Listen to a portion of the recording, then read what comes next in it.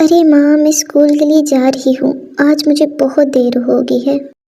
یہ کہہ کر نندنی اسکول کی طرف چلی جاتی ہے۔ نندنی جب اسکول سے واپس آتی ہے تو وہ دیکھتی ہے کہ گاؤں کا سیٹھ اس کی ماں سے کچھ باتیں کر رہا ہے۔ ماں، یہ سیٹھ جی آپ کے پاس کیوں آئے تھے اور آپ سے کیا باتیں کر رہے تھے؟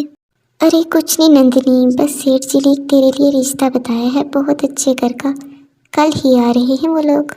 اگلے دن ہی وہ لوگ آ جاتے ہیں نندنی کو دیکھنے کے لیے۔ ان کو نندنی بہت پسند آتی ہے۔ لڑکے کی ماں بولتی ہے کہ مجھے آج ہی شادی کی تاریخ دے دو، میں آج ہی اس کو بہو بنا کر اپنے گھر لے کے جانا چاہتی ہوں۔ جس پر نندنی کی ماں اسے بولتی ہے کہ آپ جب مرضی آئیں لے جائیں، آپ ہی کی تو بیٹی ہے۔ اس طرح نندنی اور انش کی شادی ہو جاتی ہے۔ شروع میں وہ بہت خوش ہوتے ہیں۔ آج آپ کو چھٹی ہے، آج آپ کے لیے کھانے میں کیا بناؤں مجھے بتائیں، میں جلدی سے بنا دیتی ہوں۔ ہاں آج مجھے چھٹی ہے، لیکن آج کھانا میں بناؤں گا تمہارے لیے۔ پاس بیٹھی انش کی ماں کو یہ بات سن کر بہت غصہ آتا ہے۔ اس طرح انش اور نندنی کھانا بنانے کے لیے کچن میں چلے جاتے ہیں۔ وہ خوب مزاق کرتے ہیں اور کھانا بناتے ہیں ساتھ۔ نندنی کی ساس کو تو یہ بالکل بھی برداشت نہیں ہوتا کہ اس کا بیٹا اس کی بہو کے ساتھ اچھے طریقے سے رہے، اس لیے اس کی ماں اس کو بھڑکاتی رہتی ہے اس کی بیوی کے خلاف۔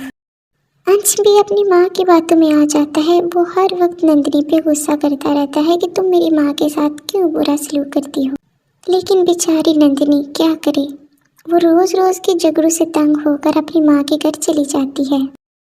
نندنی اپنی ماں کو سب کچھ بتاتی ہے کہ انش اپنی ماں کی باتوں میں آ کر اس کے ساتھ کیسا سلوک کرتا ہے، جس پر اس کی ماں بولتی ہے تمہیں کوئی ضرورت نہیں اب اس جہنم میں دوبارہ جانے کی، تم دوبارہ سے اپنا کام شروع کر دو اور میرے ساتھ ہی رہو۔